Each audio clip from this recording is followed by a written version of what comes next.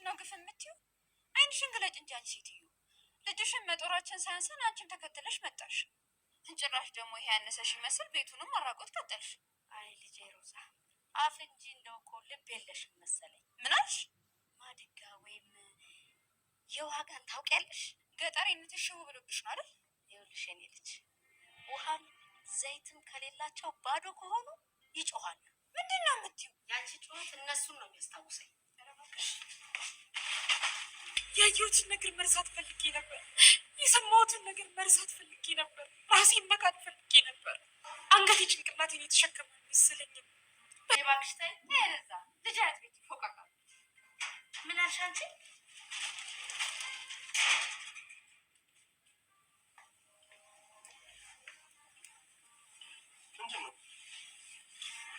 የምታደርገውን ራሷን አትጠይቃትም? ምንድን ነው ማዘር? ኬኛና ለመኖር ተጠቅማ የቤቱን ዕቃ ሰብስባ ስትወጣ ከሆነ እጅ ከፍንጅ ያዝኳት። አየህ አንተን ራሱ ምን ያህል እንዳሳፈረች። ማን ከየት ሳትል የማንንም ችጋራ ምን ሰብስበህ ቤቴን ታስቦጠቡጥብኛለህ?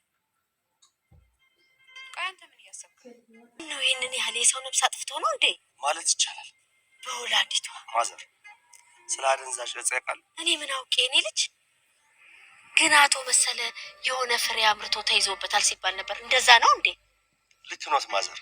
ያ እጽ ማለት ሰዎችን አደንዝዞ በቁማቸው የሚቀብር የስንቱን ህይወት ያበላሸ ስንቱን ለጎዳና ያበቃ ማዘር፣ ጥቂቶች የሚከብሩበት ብዙዎች ደግሞ የሚቀበሩበት በጣም አደገኛ ነገር ነው። እኔ እኮ ነኝ ያዘዝኳቸው። ማስተዋል የተሳነሽ ሴት ነሽ። አንገትሽ የተሸከመው ባዶ ጭንቅላት። እኔ ነኝ ጥፋተኛዋ የኔ ልጅ። ማዘር እርሶ ምን አደረጉ?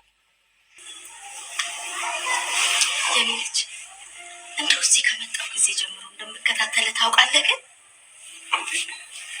ለምን ማዘር? እንደው እኮ የሉሊትን አባት ትመስለኛለህ። እንዴ ከፋዘር ጋር በመልክ እንመሳሰላለን? በተግባር ትመሳሰላላችሁ። ቆይ የሚያመሳሰልን ጸባይ ምንድን ነው? ለሰው መኖር ለሰው መሞት። አልገባኝም። የገደለው የኔ ልጅ ደግነቱ ነው።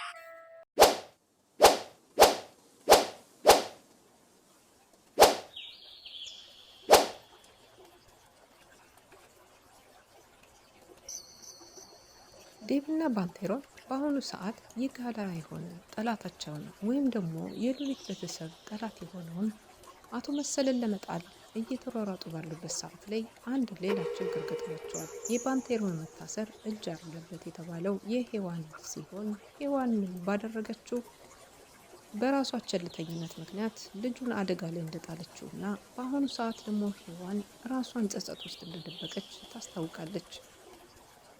ዴቭ እንግዲህ ነገሩን ለማየት እየሞከረ ይገኛል። እስር ቤትም ድረስ ሄደው ቢጠይቁትም ግን ደግሞ ነገሩ ከባድ ኬዝ ውስጥ እንዳለና እንዲሁም ደግሞ ለመፍታትም በጣም ብዙ ማጣራቶች እንደሚሄዱበት ፖሊሶች ነግረውት እንደተመለሰ አይተናል። ዴቭ በአሁኑ ሰዓት ላይ ሌላ ውጥረት ውስጥ ገብቷል። ምክንያቱም ደግሞ ይሄ አደንዛዥ እጽ ማለት ለሌሎቹ የሚገል እንዲሁም ደግሞ ለባለ ሀብቶቹ የሚጠቅም ቢሆንም በአሁኑ ሰዓት ላይ ይህን ነገር ይዞ መገኘት በሀገራቸው ሕግ መሰረት ቅጣት የሚያስቀጣ መሆኑን ጠንቅቀው ስለሚያውቅ በጣም ከባድ ኬዝ እንደሆነ ለሉሊት እናት እየነገራት ነበር። ይህንን ለማድረግ ያነሳሳው ምን እንደሆነ ባይታወቅም ግን ደግሞ ሰበቧ ሔዋን ነች። ሔዋን ከሚጠጣበት እየጠጣች ከነበረበት ሆቴል ላይ ለአንድ ሰው ደውላ አንድ ነገር እቃ እንዲያመጣላት ታዘዋለች። ይህንን የሚያደረገችበት ምክንያት ሮዛና በዛ ሰዓት ላይ ዴቭ አንድ መኪና ውስጥ ቁጭ ብለው እያወሩ ቆይተው ነበረ።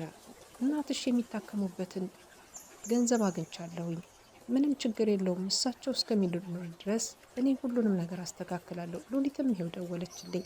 ስለዚህ አሁን ሉሊት ያለችኝ ነገር ከሌላ ከውጭ ሀገራት ወደዚህ መጣው ለሕክምና እርዳታ የሚሰጡ ሰዎች ስላሉ እነዚሁ ፈረንጆቹ ያግዟቸዋል። ስለዚህ ምንም አታስቢ፣ ይድናሉ እሳቸውም፣ አንቺም ተረጋጊ፣ ከጭንቀትሽ ዳኝ በማለት ለነገራት ንግግር እጅግ በጣም ተደስታ ነበር። ከፊት ለፊት ሔዋን እየመጣች ነበር።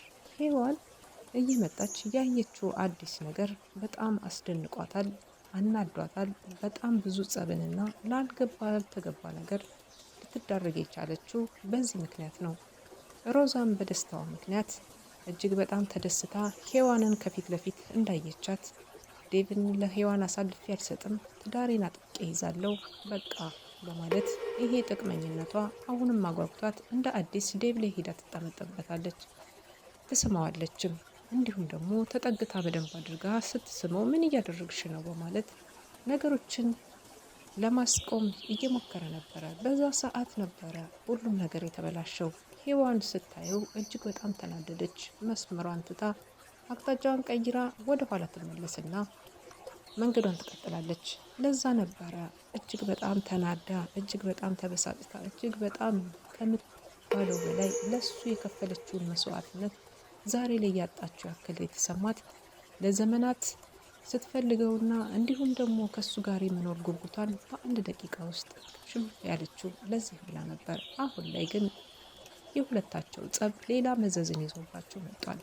ራሷን በሱስና እንዲሁም ደግሞ በመጠጥ ለመደበቅ የሞከረችው ሔዋን ሌላ ያልተገባ ችግሮችን ይዛ መጣለች ማለት ነው። በአሁኑ ሰዓት ላይ እንግዲህ ከባድ ችግር ውስጥ የገባው ባንቴሮን በእሷ ምክንያት ነው። እሷ አደንዛዥ ዕፅ ከመጣ በኋላ ልትቀበል ወደ ሽንት ቤት በሄደችበት ሰዓት ነበረ ይች ልጅ ምን ልትቀበል ነው በማለት እየሮጠ ሂዶ በእጁ ተቀብሎ ያንን ነገር በፖሊሶቹ ቁጥጥር ስር እንዲውል የተደረገው እሱ ለዛም ነበረ።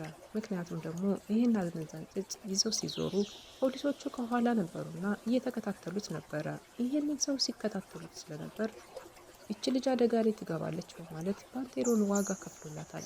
ከዚህ ቀደም እንደምናውቀው ባንቴሮን በጣም እንደሚያፈቅራትና እንደሚወዳት በጣም ለሷ ያለው ስሜት ልክ እንደሌለው ግን ደግሞ በአሁኑ ሰዓት ትልቅ ዋጋ ከፍሎልኛል የሚለው ዴቭ የሱ አፍቃሪ በመሆኗ ሌላ ሰው ቢሆን ተጋድዬ ምንም ብዬም ቢሆን አንቺን ይግል ያደርግሽ ነበረ።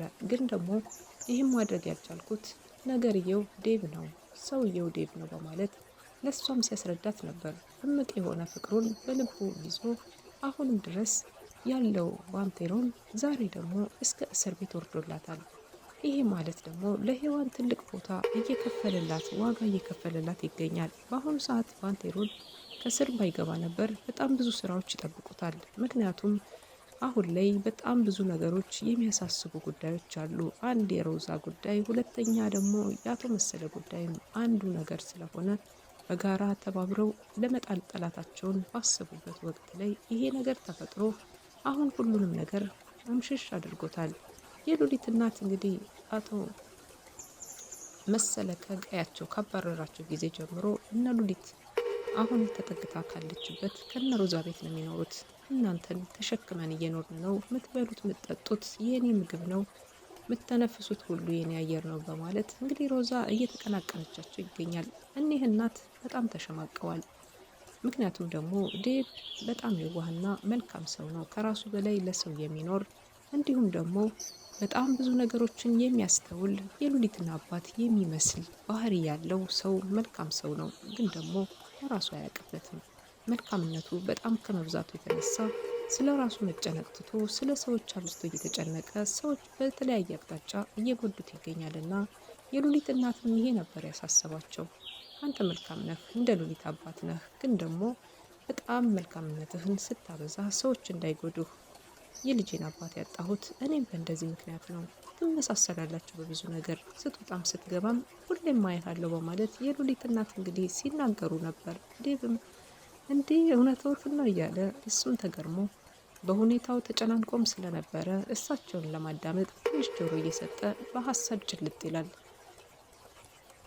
ዴቭ ደውሎ ለሉሊት እናት እንዲያመጡለት ልብስና የባንቴሮን መታሰር ነግሯቸው ልብስ እንዲያመጡ በነገራቸው መሰረት በፌስታል እያደረጉ እያለ መጣችባቸው ሮዛም ስትመጣ እርስዎ ሌባ ነዎት፣ እቃዎትን እየለቃቀሙ ይወስዳሉ፣ እርስዎት መጠጋትዎት ከቤታችን ሳያንስ ደግሞ ጭራሽ ብለው አሁን ደግሞ እቃ ሊወስዱ አሁንም እቃችንን እየወሰዳችሁ ነው በማለት እነሳቸውን ያልተገባ ቆሻሻ ሀሳቦችን አንስታ ስትሰድባቸው ነበረ። ይሄም ደግሞ እሳቸው ኧረ ተይ ልጅ አይባልም፣ ተይ ልጅ አትቸኩይ በማለት ወይ እሳቸው ሀሳቡን ገልጸው አልነገሯት፣ ወይ እሷ ደግሞ ቸኩላ ወይም ደግሞ ተረጋግታ ማዳመጥ አልቻለች። ከባድ ስድቦችንና መጥፎ ሀሳቦችን እያነሳች ስትናገራቸው ቆይታ ጥገኝነታቸው በእሷ ስር እንደሆነና እንዲሁም ደግሞ እስከነ ልጃቸው ተንደላቀው የሚበሉት፣ የሚጠጡት፣ የሚያድሩበት ሁሉ ቤቱ የእሷ እንደሆነና ምንም መሄጃ እንደሌላቸው እየነገረቻቸው በዛ ሰዓት ነበረ ልብሱን መንጥቃ ኪሱን ለመፈተሽ ስትሞክር ዴቭ ወደ ቤት የገባው። ዴቭ ወደ ቤት በገባበት ሰዓት ላይ ምን እያደረጉ እንደሆነ እና ምን ሆኖ እንደሆነ ሲጠይቃቸው በዛ ሰዓት ላይ አረ ምንም አልተፈጠረም ልጄ እንዲሁ ዝም ብለህ መጣህ እንጂ በማለት ይኸው ቤቱን ዘርፋ ልትወጣ ስትል ያስኳት በማለት የያዘችውን ፌስታል ያራገፈችውን ያየች ከላይ የነበረውን የብርድ ልብስ ጫፍ ይዛ ሮዛ ትከራከር ነበር ከዴቭ ጋራ። ይኸውልህ አንተ ማስጠጋት ሳያንስ የዋህነታችንን ተጠቅመው ቤታችንን ዘርፈው ሊሄዱ ነው። እኔ ነኝ እኮ ያዘዝኳቸው፣ ባንቴሮን ታስሯል፣ ስለዚህ እኔ ነኝ ያዘዝኳቸው እንዲያመጡት በማለት የተናገረው ንግግር ለእሷ ምንም ደንታ አልሰጣትም። የባንቴሮን መታሰር ሳይሆን ያሳሰባት እንዲሁም ደግሞ የነ ሉሊት እዚህ ቤት መምጣትና የቤተሰቧ መሰብሰብ እዚህና ሌላው ነገር ደግሞ ባንቴሮን በምን ሰበብ እንደታሰረ ስትጠይቅ ነበር። እሱም በጣም ተናዶ የታሰረበትን ሰበብ ሳይሆን እንዴት ታሰረ ብለሽ አትጠይቂም? አንቺን እኮ ነፍስ የዘራብሽ ህይወት የሰጠሽ እሱ እኮ ነው በማለት መልስ ሲመልስላት ነበረ። ሮዛ ሮዛ ነች፣ ምንም የሚቀይራት ነገር የለም። ውሃ ላይ ድንጋይ ቢፈስ ጨሰስም አይልም። ስለዚህ ከእሷ ጋራ ማውራት እሷ ጋራ ብዙ ነገሮች መነጋገር አልተገቢ ነው እና እሱም ንቋት ነገሮችን ተቀብሎ የሉሊት እናትም ወደ ደጅ ልብሱን ይዘው ሊወጡና ሁለታቸው እንዲነጋገሩ ጥለዋቸው ሄደዋል። ይህንን ሰበብ የሰማችው ሮዛ አሁን ላይ ደግሞ በጣም አዲስ የሆነ ሀሳብ አስባለች። ይህ ሀሳቧ ደግሞ ሔዋንን ማሸማቀቅና ከተሸማቀቀች በኋላ ከዚህ ቤት ብንብላ ወይም ከዚህ ሀገር ብንብላ እንድትጠፋ ማድረግ ነው። አሁን ላይ ባንቴሮ ላይ ያደረግሽበት ነገር አንቺ ዘንጫለሽ፣ አንቺ ሳትጨናነቂ እዚህ ትኖሪያለሽ። እሱ ቅማል እየበላው እዛ ትኋን እየበላው የቁንጫ መጫወቻ ሆኗል እስር ቤት ገብቶ፣ አንቺ ግን ምንም አልመሰለሽ በማለት ሞራሏን የሚነኩ በጣም ብዙ ነገሮችን እየተናገረቻት ራሷን ስታ ስትወድቅ አይተናት ነበረ። የሔዋንና እንዲሁም የሮዛ ፍጥጫስ ወዴት ያመራ ይሆን? ሉሊትስ ምን ትሆን? አቶ መሰለስ ይህንን ነገር አጋጣሚውን ተጠቅመው ምን አደጋ ሊያደርሱ ይችላሉ?